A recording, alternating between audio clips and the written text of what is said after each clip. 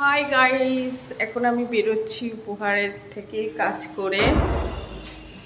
আমি এখন লিফটে উঠেছি। নিচে নামার জন্য আমাকে প্রেস করতে হবে। আমি আছি 14 তলায় এখান থেকে। তো আজ ভাবলাম তোমাদের সঙ্গে একটু ভিডিও করি, আর সেই চক্করে আমি তো নিচে নামার বাটনটাই দিতে ভুলে গেছিলাম। গাড়ি নেব এবার। এখান থেকে বেরিয়ে এখন যাব রুবিতে কাজে।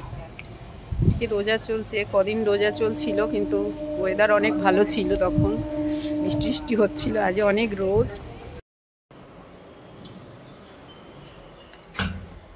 চলে এসেছি রুবিতে, লিফটে উঠে গেলাম।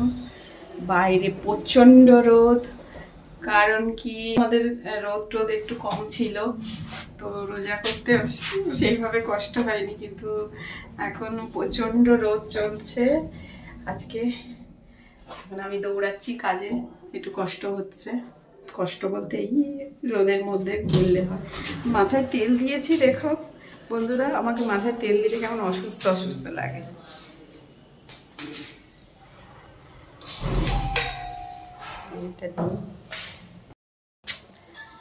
বাপরে কি করুন, যেমনি কদিন বৃষ্টি ছিল, ঠান্ডায় কে বলবে, কদিন আগে বৃষ্টি বৃষ্টি ঠান্ডা ছিল, আর আজকের কি সাংঘাতিক রোদ, আর তেমনি গরম।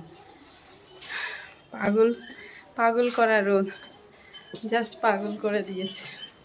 বাড়ি চলে এলাম, এসছি।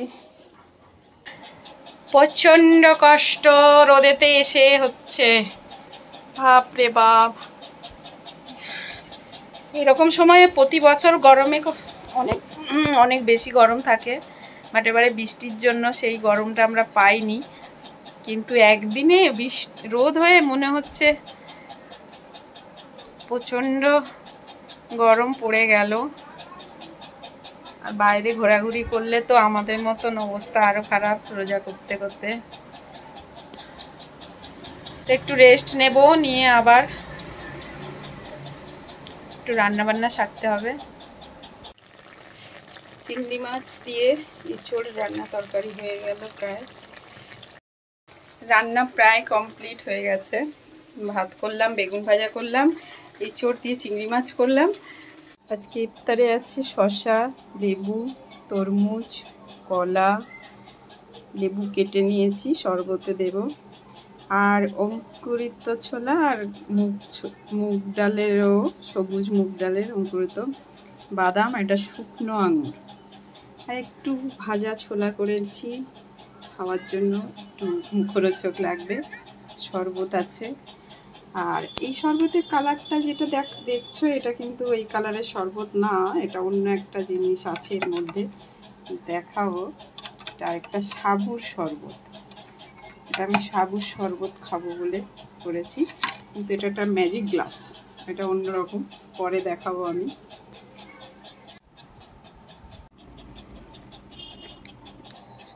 নামাজ পড়ে এলাম, এখন ইফতার করছি। আর আজকে একটু বেরোনোর আছে, কোথায় যাব একটু পরে দেখাচ্ছি আমি। আমার খাওয়াটা, ইফতারটা শেষ করে নিই। আমার ম্যাজিক গ্লাসের সাবুর শরবত আমি খেয়ে নিচ্ছি।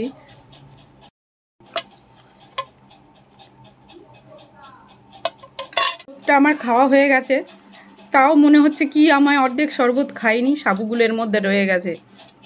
কিন্তু না বন্ধুরা, আমি সব খেয়ে নিয়েছি। দেখো, এটাই হলো ম্যাজিক গ্লাস, এর মধ্যে কিচ্ছু পড়বে না, ডবল করে আছে। মনে হচ্ছে সাবুদানাগুলো সব ভিতরে আছে, কিন্তু সাবু। এবার আমি চটপট একটু রেডি হব, একটু বেরোতে হবে। তো কোথায় যাই তোমাদেরকে বলছি আমি একটু পরে, সঙ্গে থাকো। ঝটপট বন্ধুরা রেডি হয়ে গেলাম, এখন যাব আমার বন্ধুদের একটা এই বসন্ত উৎসবের একটা প্রোগ্রাম, সাংস্কৃতিক প্রোগ্রাম হবে। কাল যদিও দোল, কাল বসন্ত উৎসব, বাট তার আগের দিন সন্ধ্যাবেলা ওরা একটা সাংস্কৃতিক অনুষ্ঠান করছে, তো তার জন্য খুব করে যেতে বলেছে। তো সেই জন্য মানে জাস্ট যাওয়া, খুব তাড়াতাড়ি রেডি হয়ে নিয়েছি। তো এখন বেরোবো সেখানে যাওয়ার জন্য। সন্ধ্যা, ফুল ফুটুক আর নাই ফুটুক, আজ বসন্ত। আর এই বসন্তকে আপন করে নেওয়ার উৎসবই আমাদের বসন্ত উৎসব, দোল উৎসব। প্রতি বছর ভারতের বিভিন্ন রাজ্যে এই উৎসব সাড়ম্বরে পালিত হয়। এখানে বলে রাখা ভালো, দোল এবং হোলি একই রকম হলেও এটি দুটি মূলত আলাদা অনুষ্ঠান। সাধারণত দোলের পরের দিন হোলি উৎসব অনুষ্ঠিত হয়। হোলি অবাঙালি হিন্দুদের উৎসব, আর দোল নিতান্তই বাঙালিদের। বাঙালি সমাজে দোলযাত্রাকে বসন্তের আগমনী বার্তা হিসাবে বিবেচনা করা হয়। এই উৎসবের মাধ্যমে বসন্তকে সাদর আপ্যায়ন জানায় বাংলার প্রতিটা মানুষ। বসন্ত উৎসবে কবিগুরুর অবদান অনস্বীকার্য। আধুনিক বাংলায় দোল উৎসবের সূচনা করেছিলেন তিনি। 1907 সালে কবিগুরুর ছোট ছেলে সমীরন্দ্রনাথ ঠাকুর শুরু করেছিলেন ঋতুরঙ্গ উৎসব। সেদিন শান্তিনিকেতনের প্রাণকুঠিরের সামনে শুরু হয় এই উৎসব। সেই ঋতুরঙ্গ উৎসবই আজকের বসন্ত উৎসব। বসন্ত উৎসব বাঙালির আবেগের উৎসব। প্রকৃতি যেমন নিজেকে সাজিয়ে তোলে পলাশ ফুলে রঙে রঙে মুখরিত করে, তেমনি আমরাও একে অপরকে রঙিন করে ঋতুরাজ বসন্তকে স্বাগত জানাই। আবিরের রং রাঙিয়ে দিয়ে যাক সকলের মন। আজ আমরা বসন্ত উৎসব উপলক্ষে একটি সাংস্কৃতিক অনুষ্ঠানের আয়োজন করেছি। নাচ, গান, আবৃত্তির মধ্য দিয়ে অনন্য হয়ে উঠুক আমাদের সন্ধ্যা, আমাদের বসন্ত উৎসব। তো প্রোগ্রামে এসে দেখি অনুষ্ঠান শুরু হয়ে গেছে। মেয়ে খুব সুন্দর অনুষ্ঠানটির একটা সূচনা করলো, খুব সুন্দর বললো, একটা কবিতাও বলবে। বাউলের একতারা সুর বাঁধে হেসে পলাশের গাছগুলো চোখ তুলে দেখে, আধার মিলিয়ে যায় রং ভালোবেসে। অলিগলি খুলে দেয় আগল যা আছে, গালের সাথে রং মনও ধুয়ে দিই। রোজের জীবন হিসেবের খাতা পেন, নাই বা চলতে শিখো নিয়ম মাফিক। দিন যাপনে চিরচেনা সেই ফেরার পথে আবির পলাশের নেশা উঠুন যায় ছুঁয়ে, দেখি রোজ নাম চায় বসন্ত ঝরে পড়ে। যদিও আমি কবিতা আবৃত্তি শিখিও নি কোনোদিন, আর নিয়মিত চর্চাও করি না, তো ভুল ভ্রান্তি নিশ্চয়ই মার্জনা করবেন। আমাদের প্রিয় কবি বিশ্বকবি রবীন্দ্রনাথ ঠাকুরের পরিচয়। একদিন তরিখানা থেমেছিল এই ঘাটে লেগে, বসন্তের নতুন হাওয়ার বেগে। তোমরা শুধাই ছিলে মোরে ডাকি, পরিচয় কোনো আছে নাকি, যাবে কোনখানে? আমি শুধু বলেছি কে জানে। নদীতে লাগিল দোলা, বাঁধনে পড়িল টান, একা বসে গাহিলাম যৌবনের বেদনার গান। সেই গান শুনে কুসুমিত তরুতলে তরুণ তরুণী তুলিল অশোক, মোর হাতে দিয়ে কহিল, এ আমাদেরই লোক, আর কিছু নয়, সে মোর প্রথম পরিচয়। তারপর জোয়ারের বেলা সাঙ্গ হলো তরঙ্গের খেলা।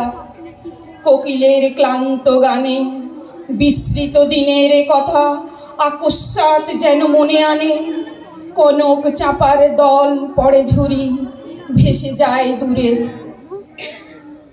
ফাল্গুনের উৎসব রাতির নিমন্ত্রণ লিখন পাতির, ছিন্ন অংশ তারা অর্থহারা। ভাটার গভীর টানে তরিখানা ভেসে যায় সমুদ্রের পানে। নতুন কালের নবযাত্রী তরুণ ছেলে মেয়ে শুধাইছে দূর হতে চেয়ে। সন্ধ্যার তারার দিকে বহিছে তরুণী কে? সেতারেতে বাঁধিলাম তা, গাহিলাম আর বার, মোর নাম এই বলে খ্যাত হোক, আমি তোমাদেরই লোক, আর কিছু নয়। এই হোক শেষ পরিচয়, নমস্কার। তো এইভাবে প্রোগ্রাম চললো বেশ অনেকক্ষণ, নাচ গান আবৃত্তি সব কিছুই ছিল অনেকের। তো অল্প ভিডিওটা বড় হয়ে যাবে আর আমি সবটা দিতে চাইছি না। ফার্স্ট টাইম আমি স্টেজে উঠে কবিতা আবৃত্তি করেছি, তাও কবিতাটা 2-3 দিন পড়েছি। আর এমনি বাড়িতে পড়ি ভালো লাগে, ঠিক আছে, স্টেজে উঠে সবার সামনে কখনো বলিনি, ফার্স্ট টাইম বললাম। কেমন বলতে পেরেছি জানি না, ভুলভাল হয়তো একটু হবে, আর আমি তো শিখি না, ভালো লাগে তাই করি। কেমন হয়েছে জানাবো। আর একটু অ্যাটেনশন দিয়ে এলাম বন্ধুদেরও। সারাদিন রোজা করার পরে, রোজা অবশ্য খেয়েছিলাম,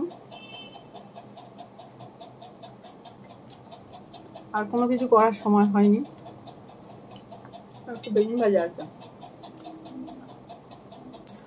যেহেতু খাওয়া দেরি হয়ে গেল, তো কালকে দোল, বন্ধুরা তো প্রচুর দোল খেলবে, কিন্তু আমি থাকতে পারবো না, রোজা চলবে। তো ভিডিওটা আজকের মতো এইখানে শেষ করি, টাটা। প্রোগ্রামের দৌলতে আবার 2 প্যাকেট মিষ্টিও এসছে, মেয়ের একটা আমার একটা। এখন আমি খাই ভাই তৃপ্তি ভরে, টাটা।